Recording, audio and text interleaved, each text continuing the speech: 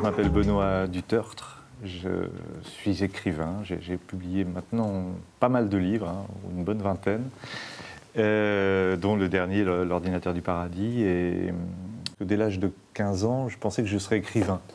C'était mon désir, mon but. Donc forcément, j'étais déjà très tourné vers la littérature, même si j'étais aussi très passionné par la musique.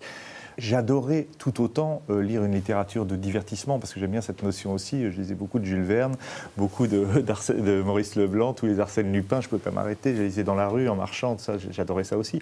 Et puis après, arrivé en seconde, première, je me suis rapproché d'autres lycéens qui, comme moi, avaient plus ou moins des ambitions artistiques, et on s'est tourné vers des choses beaucoup plus modernes. Alors le surréalisme, toute la littérature du XXe siècle qui m'a vite passionné aussi, quoi. Mais j'ai toujours des enthousiasmes littéraires qui parfois me marquent. Par exemple, un écrivain comme Tom Wolfe, grand écrivain américain qui a écrit certains livres tournés au cinéma, comme Le Bûcher des Vanités ou autre, qui a un regard très caustique sur la société moderne. Ça, chaque fois que je lis, je suis enthousiasmé et je me dis, tiens, quand même, j'aimerais bien arriver à faire ça.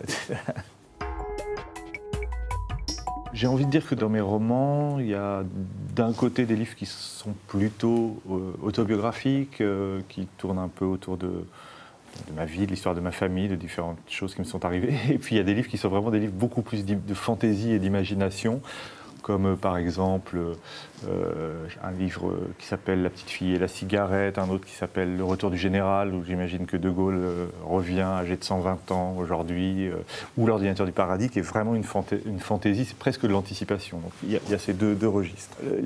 L'idée du roman, c'est que le personnage principal, tout d'un coup, va découvrir que sa vie ne lui appartient plus, qu'elle circule partout, et ça va produire un certain nombre d'enchaînements assez burlesques, c'est un livre assez drôle sur ce thème-là.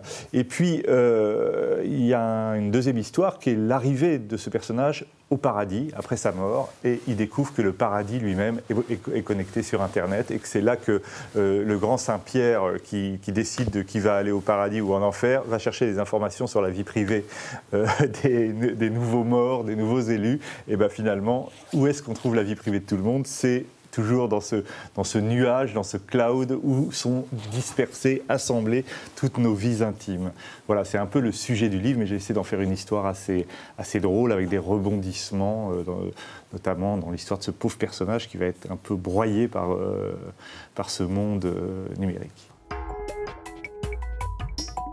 Moi, ça me fait très plaisir d'être lu par des lycéens, parce que je pense qu'ils ne sont pas... je veux dire, soumis à tous les préjugés, si vous voulez, qu'on peut avoir sur la littérature quand on vit dedans, les questions d'esthétique, de chapelle, de qu'est-ce que c'est la bonne, la mauvaise littérature. Ils ont un regard, peut-être, même s'il y en a qui sont sûrement déjà des passionnés, mais ils ont un regard assez frais dans ce sens-là. Ils jugent avec leur goût, avec leur plaisir, et je pense que c'est quand même ça l'essentiel. En tout cas, moi, c'est ça qui m'a fait aimer la littérature au même âge. J'ai été dans des lycées déjà pour des rencontres avec des lycéens. Par exemple, il y avait eu tout un lycée qui avait fait un travail autour d'un de mes livres qui s'appelle Service clientèle, qui est un petit livre qui tourne autour du téléphone portable. Ça leur parlait bien, alors j'allais les voir régulièrement. Ça a duré presque toute une année scolaire, comme ça. Donc ça m'est arrivé, mais en petits groupes. Les grandes rencontres comme celle du Goncourt, non, pas tellement.